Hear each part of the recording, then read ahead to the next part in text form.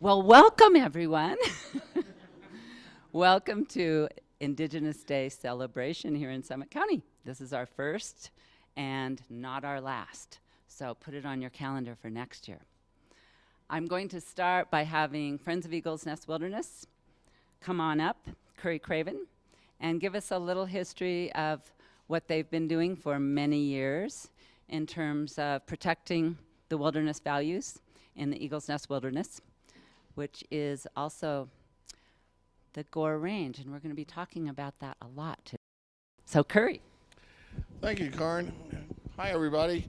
It's an honor to be here on this celebration of what the Canadians call First Nations. We also call Indigenous people. They have different names they call themselves, and I'm certainly no expert, but I know they refer to themselves frequently as the people, and we are all part of the greater humanity that has taken over this wonderful country in some ways unfair ways to these people. We're acknowledging in our gathering that they were here first, that they had values of walking on the land in a way that we can all learn from. What we'll be talking about here shortly is someone who came through and did not use the land sustainably. That name was later given to our magnificent range of mountains and to a mountain pass. There's a consideration now to possibly change that name to a name to be more reflective of the honor to the land and to the folks that were here first. When we first arrived, all of us, from wherever we came from, we got to see the land with fresh eyes. The Eagle's Nest, especially if you've come over Ute Pass, and see the beautiful mountain range that has the name Gore Range attached to it now, certainly is for me a wonderful experience every time I do it. 24 years ago, a writer named John Fahey had taken a hike in the Eagles Nest Wilderness area with his wife and a couple of Forest Service rangers. It became apparent to him that there was a woeful lack of appropriate funding to maintain trails, to have adequate signage, to properly patrol it with Forest Service staff. He then wrote an extensive article about it in the Summit Daily and suggested in a sidebar, why don't we have a foundation or some kind of organization that can take the lead on local stewardship. So we did form Friends of the Eagles Nest Wilderness as a federal 501c3 nonprofit 24 years ago. And in the years hence, we have been able to field a number of volunteer trail projects. We've raised literally hundreds of thousands of dollars for helping the Forest Service maintain that area, controlling noxious weeds. We've gotten a bunch of signs installed, a bunch of literature out there to kind of help the Forest Service promote the ethic of wilderness stewardship. We've participated in the forest planning process, by which we have helped designate the upper part of the Eagle's Nest as truly pristine. There's really no trails up there. It's some of the wildest country in all of Colorado. In fact, again, to have those fresh eyes and to go back there and see that is a sense of renewal that is part of what wilderness indeed is for. When we were formed, we adopted some of the operating tenets of the Galveston Bay Foundation, which had adopted those from the Chesapeake Bay Foundation of education. We try to seek to educate ourselves about the natural world, about how to properly and lightly walk on the land.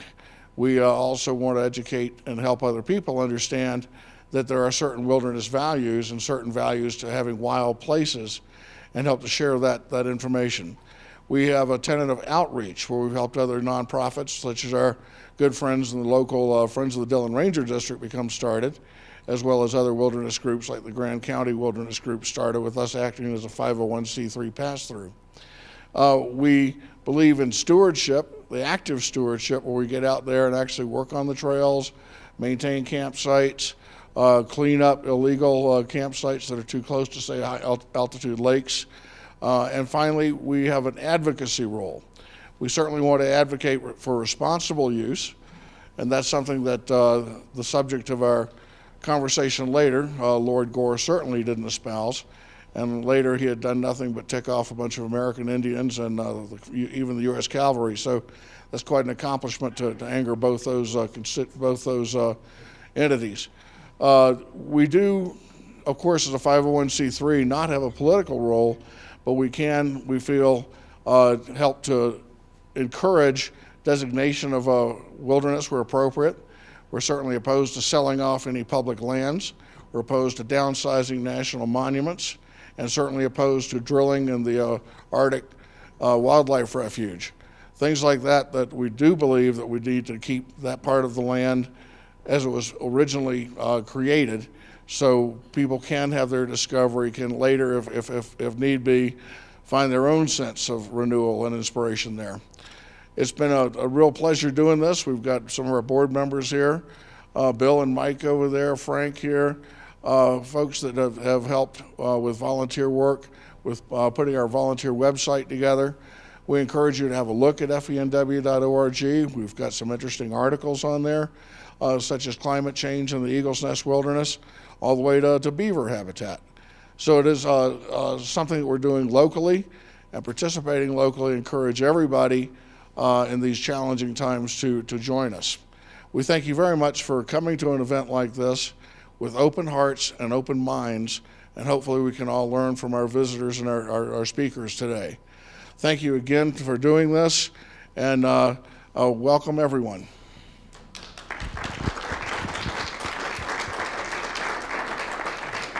Thank you so much, Currie. And Consuelo wanted to be shy and stay at her table, but I'm going to have her come up here so that we can hear her through the mic. She is the one who put together the fry bread, so she's going to tell us a little bit about that and some of the other things she's brought and a little bit about her family. All right. Hi there. My name is Consuelo Redhorse. I live up here in Summit County for probably about 5 years.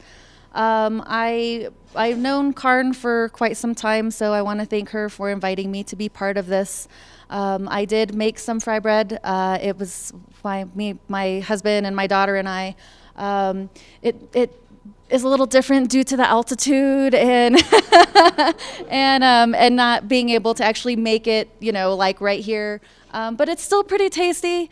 I grew up here in Colorado. I was born in Boulder and raised in Boulder County.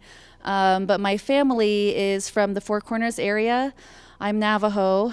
My dad's family is from the Burnham area. My mom's family is from the town of Farmington down in New Mexico. And so even though I grew up in Colorado, I went down to visit my family all the time. I'd say probably once a month. We get hauled down there, 9 hours there and 9 hours back, in a little bitty car. But that's where, I learned a lot of, I experienced a lot of the culture. My mom's family was a lot different than my dad's family. But my grandmother used to be a weaver. And so I remember going down there during summer times, and she'd have her big old loom set up. They had a sheep farm, and so it would pretty much from start to finish. It was always great going down there and getting together with all my extended family, lots of cousins, and making lots of fry bread and eating lots of mutton. And so I'm just, I went to school at Fort Lewis, and now I'm here. So I'm just kind of I know Karn, and so I'm fortunate to be here. I have a daughter that goes to school here at Frisco Elementary. She is in 4th grade. And I guess I did bring some things from home. I forgot a couple things while I was running around this morning. But just kind of some of the different weavings that I've received from gifts from family members.